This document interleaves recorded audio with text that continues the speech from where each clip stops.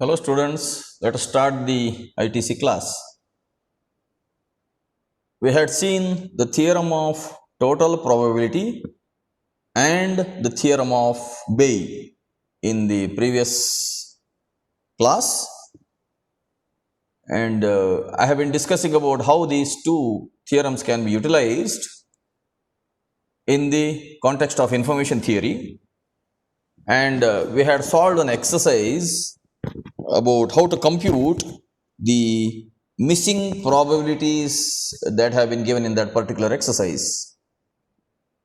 And we had also seen the noise matrix or channel matrix in which the conditional probabilities were listed.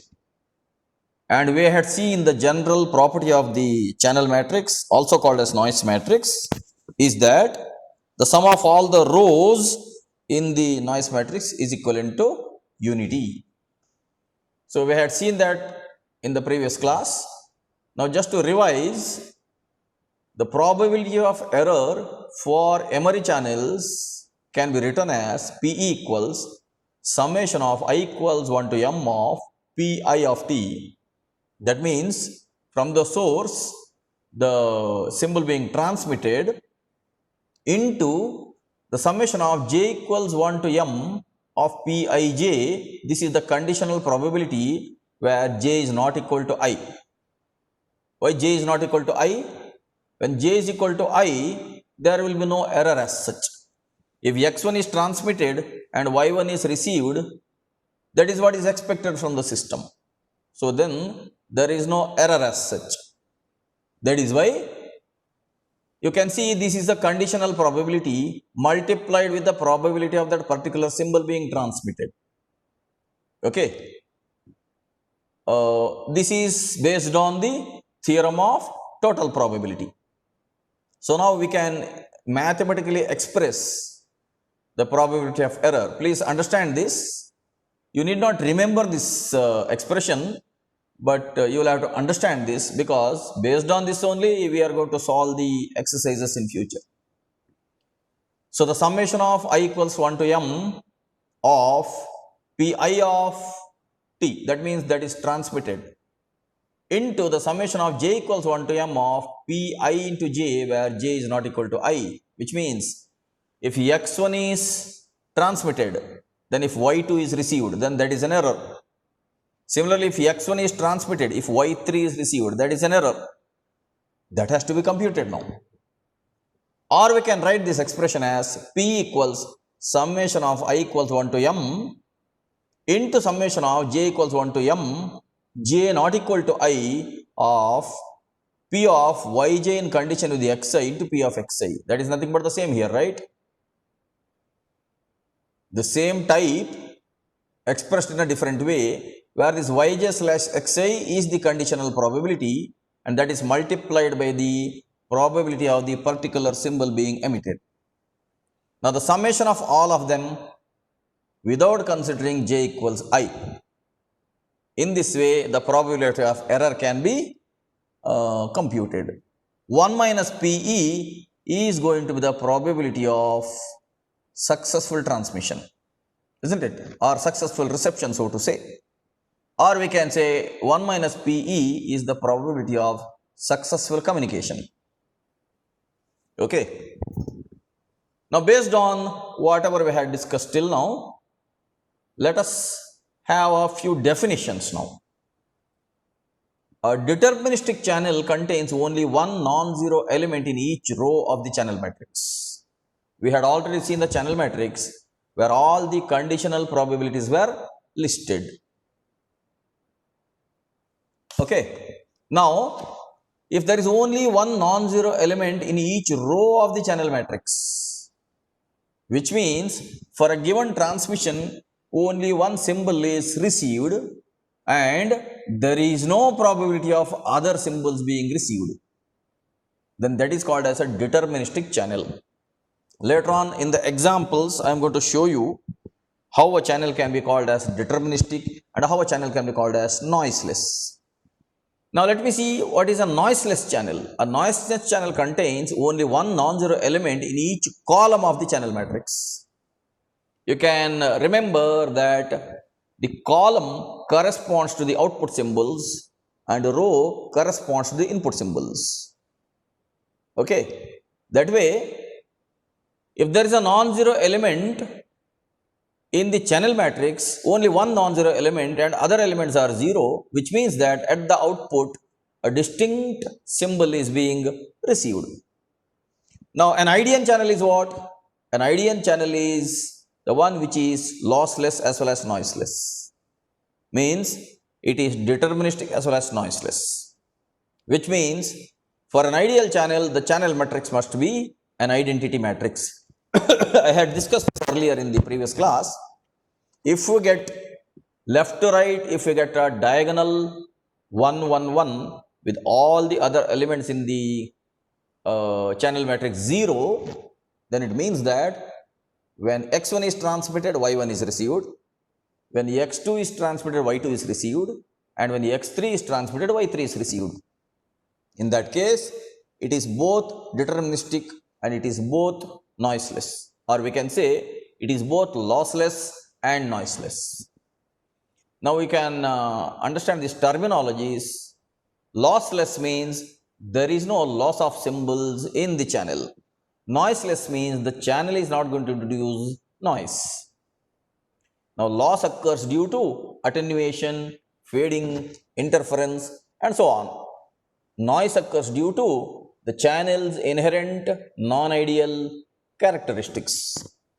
Now if there is no attenuation or if there is no fading, if there is no interference in the channel, then you can say it is a lossless channel or a deterministic channel. And let us say in the channel, if there is no noise being introduced, then it is called as a noiseless channel. Now that is what is corresponding to the rows and columns in the channel matrix or noise matrix. Now if we have a identity matrix where 1 0 0 0 1 0 0 0 1, if that is the matrix which is obtained for a communication system which is emitting 3 symbols and at the receiver we will have 3 symbols, then it is distinctly understood that when x1 is transmitted, y1 is received, when x2 is transmitted, y2 is received, and when x3 is transmitted, y3 is received. In that way we can say that is an ideal channel. But such ideal channel does not exist.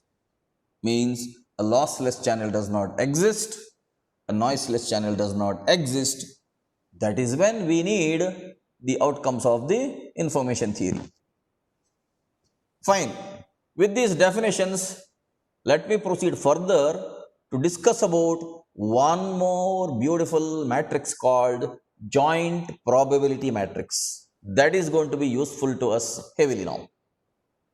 But for this you will have to remember the initial matrix which we discussed called channel matrix or noise matrix.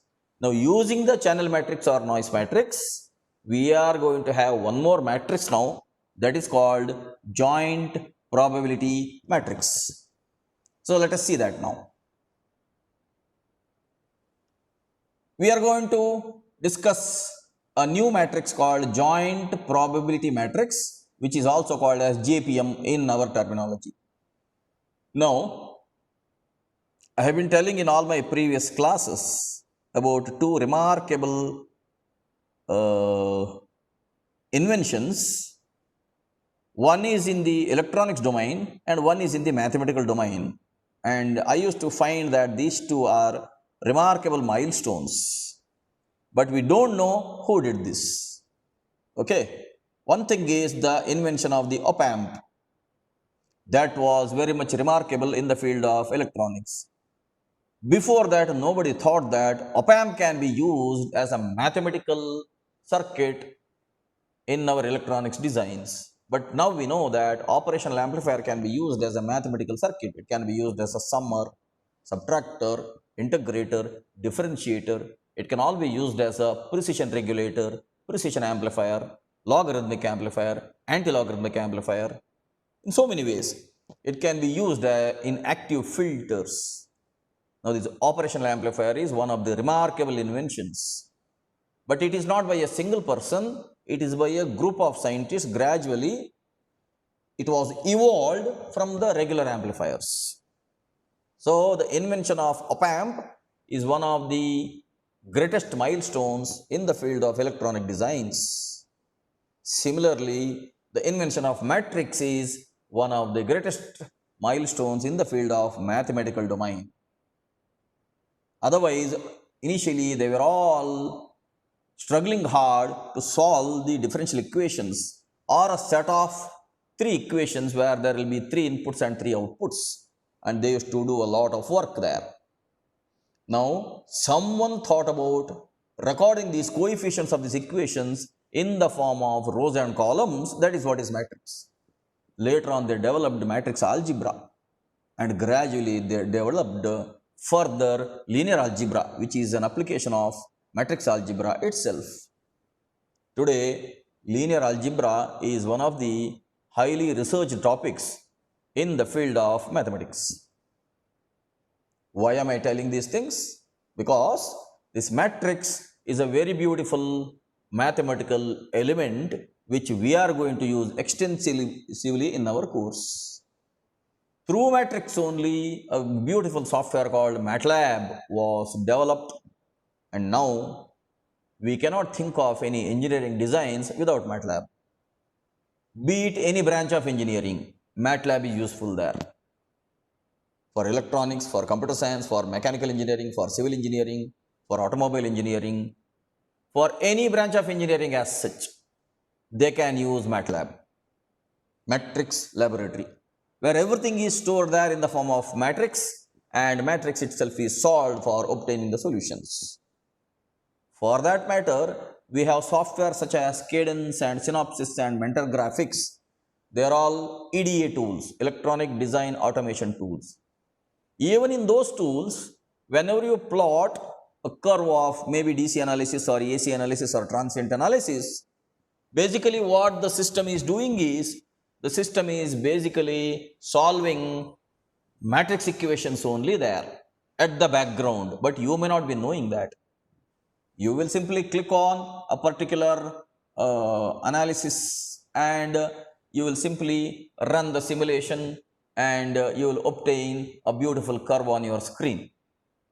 But at the background, it is the matrix equations which are being computed by the Cadence tool also, because the complete model of the CMOS devices is being stored inside the library of the tool.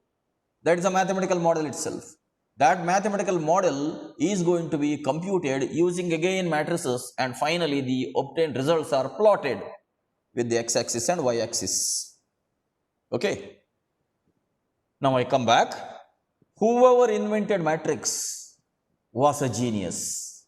But I don't know, I have not gone through the history to find out who was that person who invented matrix. It may not be one person, according to me, I don't know really. It may be a group of mathematicians who thought about arranging the coefficients of the equations in the form of rows and columns. Now think about that, and then think about how do we use matrices in our engineering courses. I have been telling you earlier also, you will have to love the mathematical courses. In general, maths means generally people will have some type of inhibition. Actually, even I had this inhibition when I was studying engineering. That was maybe because of the system prevalent at that time, or maybe because of my own limitations, maybe because of the limitations of the people who taught me. I don't know. I cannot do a blame game now. Maybe I am also at fault, or I was also at fault during my engineering. I did not understand all these basics at that time when I was studying engineering. Later on, I learned all these things. Actually, when I joined into industry, I did not know clearly much about how a transistor works also. Because in the college, we learn a limited thing.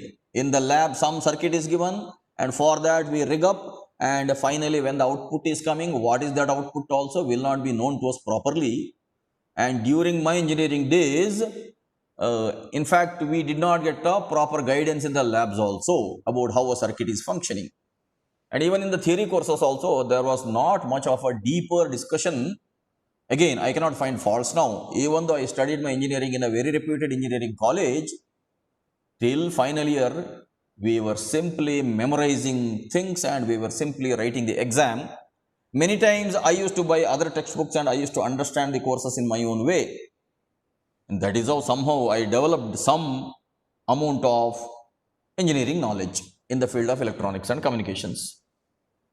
Even now I preserve those textbooks which I studied at that time. Some textbooks were not defined in the syllabus at all. Still I used to spend my pocket money in buying those textbooks. Many times from Tumkur to Bengaluru I used to come. I used to visit Indian Institute of Sciences library, and there I used to purchase very beautiful technical textbooks. And some of those books I have preserved even today. Okay. Now that way, when I joined into industry, only then I started working with the transistors, and I burnt many transistors in the beginning, and gradually by burning transistors I came to understand how a transistor works. Okay, jokes apart, let me come back to information theory and coding now. I'll just tell you a funny incident which happened in my industrial life. Due to burning of all these circuits, one day me and my assistant, we were working together with the much bigger manually assembled and soldered circuit, which was in a bigger PCB. And as soon as my assistant switched on the circuitry, we had a Deepavali festival in the R&D lab, which means all the ICs got burned. Chips which are in the IC packages were flowing or flying in the R&D lab. The whole lab was filled with smoke, and even we did not know what was happening in the R&D lab. But finally our manager came in and he got tensed, and finally when we were all cooled down, we finally found out that the step down transformer was connected in reverse direction with my assistant. Actually, the assistant who was with me during my industrial life, now he is one of the deputy general managers in a reputed company called Shell, where he is taking care of solar panel installations. Even now he is in touch with me. He is my very good friend even now. But whenever we remember this incident, we now laugh. He had connected the step down transformer in the reverse direction, due to which instead of stepping down, it had become a stepping up transformer, and we had not connected the voltage regulator at that time because it was only a prototype circuit. So the whole circuit got burnt out, and we had to do that once again. Later on, people started calling me, instead of research and development engineer, they started calling me removing and destroying engineer. That was how I was called.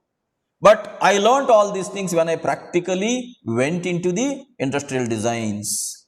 So in the 4 years of BE, whatever I could not learn, later on I learned all that. Now why I am telling you that you should appreciate mathematics? That is because only when you appreciate mathematics, only when you love mathematics, gradually you will appreciate engineering, you will appreciate your own branch, and gradually you will love your own branch. Until you love your own branch, you will not learn anything. You will have to like something, then only you will learn more about it and you will appreciate. If you start disliking whatever you are learning, then that is a negative attitude for learning, and there is a less chance that you will learn. You may only memorize for the sake of test and exam. You may not learn as such. Now, let me end my philosophy. Let me start my technical class. You should appreciate the matrices now. Now, using the matrix theory, we are going to construct a special matrix called JPM, Joint Probability Matrix. Now, let us see how a joint probability is defined. P of xi comma yj. Please remember this. Let me annotate this. You will have to remember this notation now, this particular notation. We are going to use this notation extensively in this chapter now. P of xi comma yj does not mean it is xi, later on it is yj. It does not mean that. This comma is a specific notation here, which stands for P of yj in condition with xi into P of xi. We have already seen the conditional probability, which means probability of V receiving Yj when we transmitted Xi into the probability of Xi. Similarly, the probability of Yj comma Xi, look at this, can be defined as probability of Xi slash Yj. That means Xi in condition with Yj into P of Yj. Now remember Bayes theorem. The upper equation is direct approach, where we already know. The lower equation is using the Bayes theorem. Now both of these probabilities are equal to each other. Why?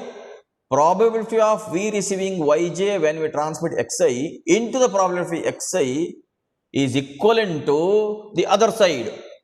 Other side in the sense, probability of Xi being transmitted when we receive Yj into the probability of Yj which is received at the destination. This is in accordance with the Bayes theorem. That's why I have been telling you the Bayes theorem is one of the remarkable theorems where we characterize the source based on the destination. That is when I had told you can characterize the Amazon or Swiggy or Ola or Uber, you being the destination, they being the source. You can characterize them. That is possible. So, here we use the symbol Xi comma Yj, which is the product of source probability into the conditional probability. Or it can also be a product of destination probability into the conditional probability. So both of these probabilities are equal.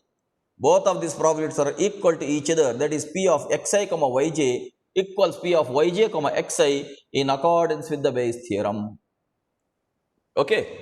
So from now on, whenever we use this notation P of Xi comma Yj, remember this comma does not mean a normal comma. It is a notation where we simply say the product of the conditional probability into the source probability, or the product of the conditional probability and the destination probability. Please remember this. Based on this particular definition, let us proceed for the construction of JPM now.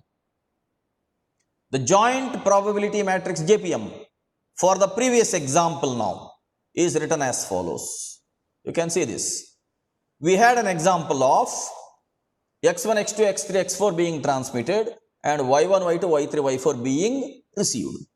Now we can write the JPM as P of y1 slash x1 into P of x1 and then P of y2 slash x1 into P of x1 and then P of y3 slash x1 into x1, lastly P of y4 slash x1 into P of x1. This becomes the first row of the JPM. Similarly, we can write P of y1 slash x2 into P of x2 and so on like this. Similarly, P of y1 slash x3 into P of x3, that becomes the third row. Finally, P of y1 slash x4 into P of x4.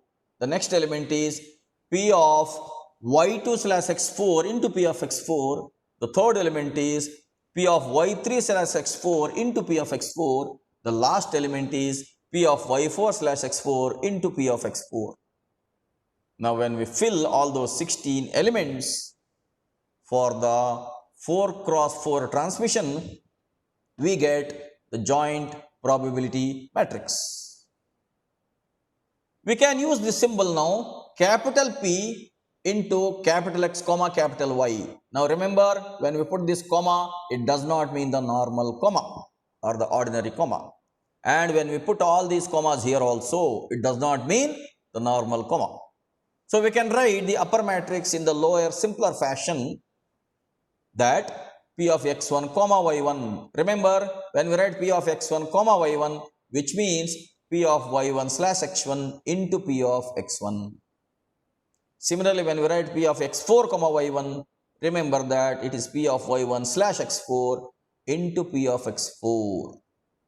It is a product of the conditional probability and the source probability. So we can write it this way: P of x1 comma y1, P of x1 comma y2, P of x1 comma y3, P of x1 comma y4. Similarly, the other 3 rows. So now we have 4 cross 4 matrix, which is a joint probability matrix. Why is it called as joint probability now? Because it is the multiplication of source probability into the conditional probability, or we can say the transition probability. So that way, because it is a product of two probabilities and there is this conditional probability existing, it is now called as a joint probability, and the arrangement of all the joint probabilities is going to be a joint probability matrix. Okay, fine. Now from this matrix, the following properties can be listed. Let us see the first property. Property 1. P of y1 is now P of x1 comma y1 plus P of x2 comma y1 plus P of x3 comma y1 plus P of x4 comma y1. Which means, now from this matrix we have to find out the probability of y1 being received when we transmit x1, x2, x3, x4. We can simply add a column corresponding to y1. When we simply add this particular column corresponding to y1, we get the probability of y1. Similarly, we get the probability of y2 by adding the elements in the second column. Similarly, the third and fourth columns for y3 and y4 respectively. Now, this is the first property of joint probability matrix. That is what is this telling. P of y1 equals P of x1 comma y1 plus P of x2 comma y1 plus P of x3 comma y1 plus P of x4 comma y1. So in general, P of yj equals summation of I equals 1 to m of P of xi comma yj for all j. By adding the elements of the JPM column wise, the probability of an output symbol can be obtained. First property. Naturally, the second property is what? Second property is corresponding to the rows. P of x1 equals P of x1 comma y1 plus P of x1 comma y2 plus P of x1 comma y3 plus P of x1 comma y4. Therefore, in general, summation of j equals 1 to m of P of xi comma yj equals P of xy for all I. By adding the elements of JPM row wise, the probability of an input symbol can be obtained. Look at this now. Let me go back to the matrix. Now this is P of x1 comma y1, x1 comma y2, x1 comma y3, x1 comma y4, right? Now, when y1, y2, y3, y4, any one of them is received at the destination and x1 being transmitted at the source can be found out using the summation of the row elements. Because that is what is defined here in JPM. That is where Bayes theorem becomes important now. We are characterizing the source in terms of the destination. Only then we will be able to write the JPM. So if you sum a column, you will get the probability of an output symbol. If you sum a row, you will get a probability of a input symbol being transmitted. So the first row corresponds to x1 being emitted. Similarly, second row corresponds to x2 being emitted. Similarly, x3 and x4 for third row and fourth row. So that way, property 2 is by adding all the elements of JPM row wise, the probability of an input symbol can be obtained. Now we can understand why are we writing this matrix.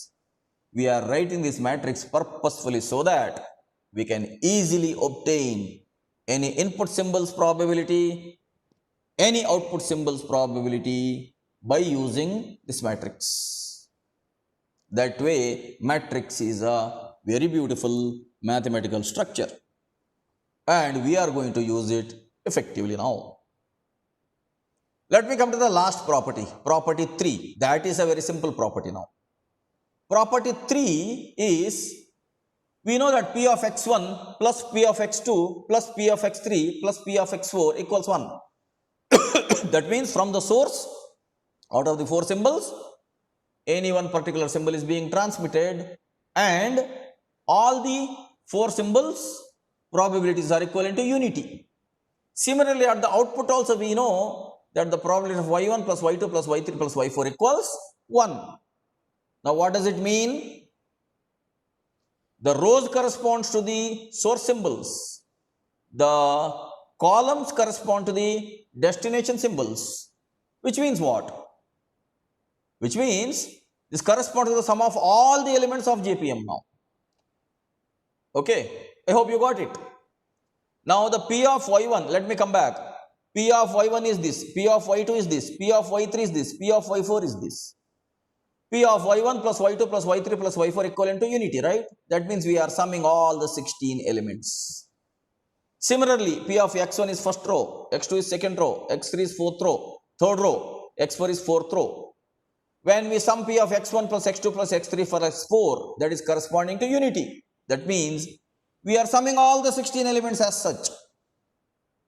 That means the sum of all the elements in a joint probability matrix is equivalent to unity. Whether you sum all the rows, whether you sum all the columns, as a net effect, you are summing all the elements of the JPM. So, the third property, which is an obvious property here now, that property 3 is, this corresponds to the sum of all elements of JPM. That means summation of I equals 1 to m into summation of j equals 1 to m of P of xi comma yj equals 1. The sum of all the elements of the JPM is equal to unity. Okay. Now based on this, let us have a small exercise. This exercise says, verify the properties of JPM with the previous exercise. Now for the previous exercise, we have written the JPM here. Please refer to the video of the previous class, because I cannot go back to that page now. Go back to the video of the previous class and refer to that exercise which we had solved. Based on those values that are given or the data that is given in exercise 1, we can write the joint probability matrix this way. That is nothing but conditional probability into the probability of x1 and x2 and x3. Okay. This is x1, first row is corresponding to x1, second row for x2, third row for x3. Similarly, first column is for y1, y2 and y3. This way, we have constructed the joint probability matrix. You can verify these values anyhow later on. Now, let us find out the probability of output symbols. That is B1, B2, B3. 0.16 plus 0.05 plus 0 is 0.21. This is the probability of B1. Similarly, 0.2 plus 0.15 plus 0.105 is the probability of B2, that is 0.455. Similarly, for the last symbol, 0.04 plus 0.05 plus 0.245 is 0.335. When you add all of them, you should get 1. Let us see that later. You will be getting 1. You can verify that. Now, similarly, let us find out the probabilities of source symbol. Simply 0.16 plus 0.2 plus 0.04. So, 0.16 plus 0.2 plus 0.04 is 0.4. Similarly, for the probability of A2, 0.05 plus 0.15 plus 0.05, you sum all the elements of the second row. We will get 0.25. Next, for the third row, it is 0 plus 0.105 plus 0.245, we get 0.35. You can verify that 0.35 plus 0.25 is 0.6 plus 0.4 is 0.1. So, you have this answer now. P of A1 plus P of A2 plus P of A3 equals 1. Similarly, P of B1 plus B of B2 plus B of B3 will also be equal to 1. You can add this 0.335 plus 0.455 plus 0.21. 5 5 10 1 5 3 8 9 9 1 10 4 3 7 2 9 10. You are going to get 1 only. As my mother tongue as well as father tongue is Kannada only. No, actually my father tongue was Tulu. My mother tongue was Kannada, I should say. At my mother's place, they used to speak Kannada. At my father's place, they used to speak Tulu. So, as my mother tongue was Kannada, in the school, we studied these mathematical tables using Kannada language only. So inadvertently, whenever I sum up, I will be summing up using Kannada language itself. You may take it as fun, you may take it as humor, or you may take it as fact, whatever way. Let us see now. Let me discuss this note now. If AI and BI are statistically independent, then P of A1 comma B1 equals P of A1 into B1. This is interesting. Now, again, don't come to a conclusion. Earlier we had discussed that if two symbols are statistically dependent, then their product has to be taken, and if the two symbols are statistically independent, then their sum to be taken. That was in terms of the general probability theory. Now we are discussing JPM with respect to information theory. Now don't get confused with this statement that P of A1 into P of B1 is corresponding to statistical independence. How it is related? Because we are relating it to joint probability P of A1 comma B1, where comma is a notation for joint probability. So that way, if these two symbols are statistically independent, then even in the joint probability matrix, we will get this P of A1 comma B1 equals P of A1 into B1. Of course, we are not going to prove this particular property. It is inadvertently going to be that this way only. You can always verify this when we work out the other exercises. But we are not dealing with statistically independent things here, right? In information theory, we are dealing with statistically dependent symbols as such, because there is dependency. Anyway, if they are statistically dependent, then P of A1 comma B1 is P of B1 slash A1 into P of A1. This is very well defined. This is very well defined, right? And which is not equal to P of A1 into P of B1. What do you understand by this? Now look at this. We have defined the joint probability as conditional probability into the probability of the source symbol. Now when they are statistically independent, what does it mean? This B1 slash A1, actually it is not dependent. B1 is not dependent on A1, isn't it? So the probability of B1 is independent of A1.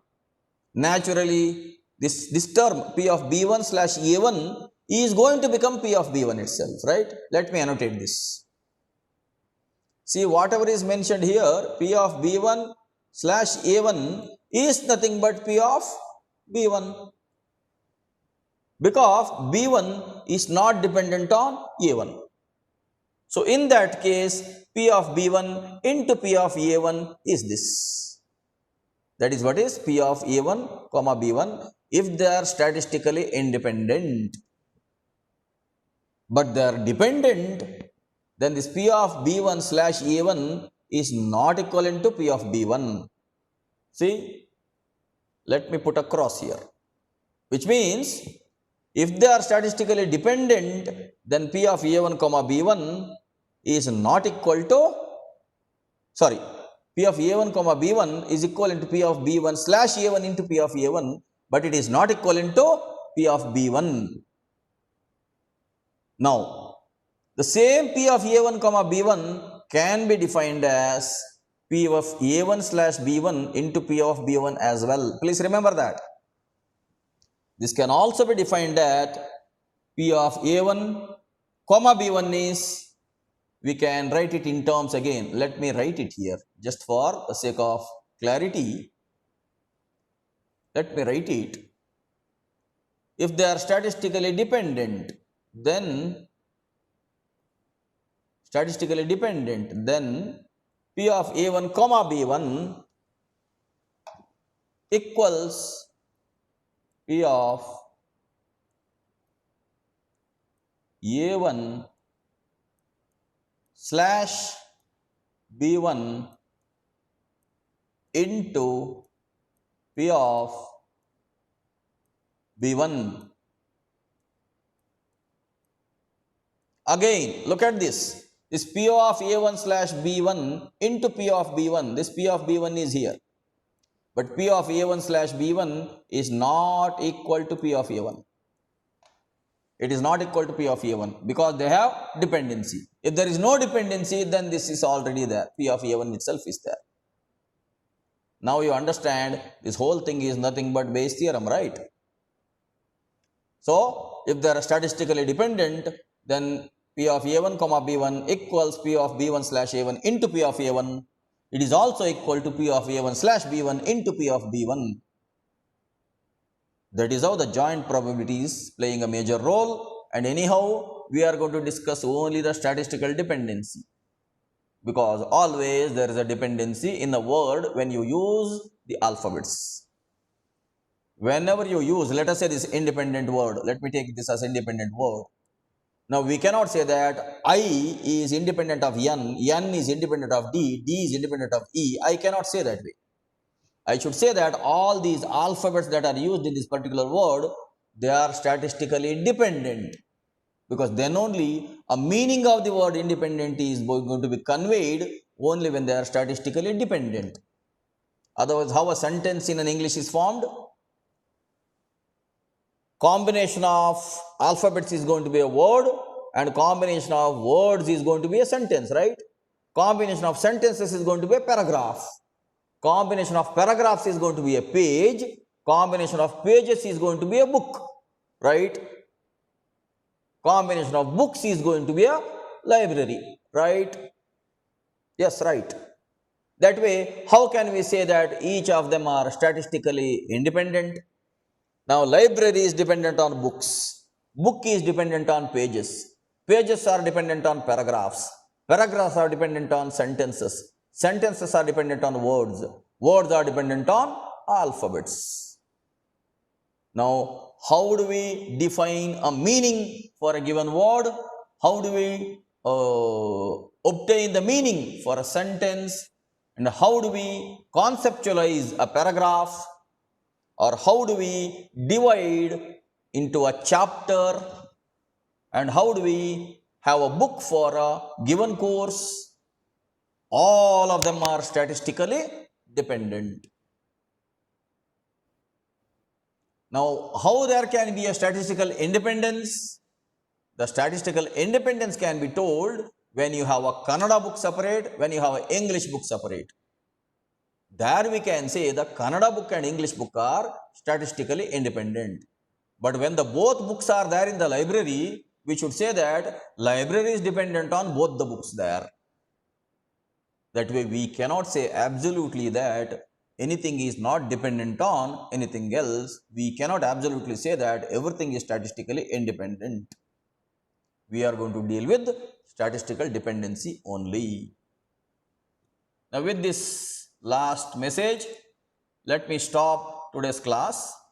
In the next class, we will discuss one more important concept called equivocation, that is again dependent on the joint probability matrix.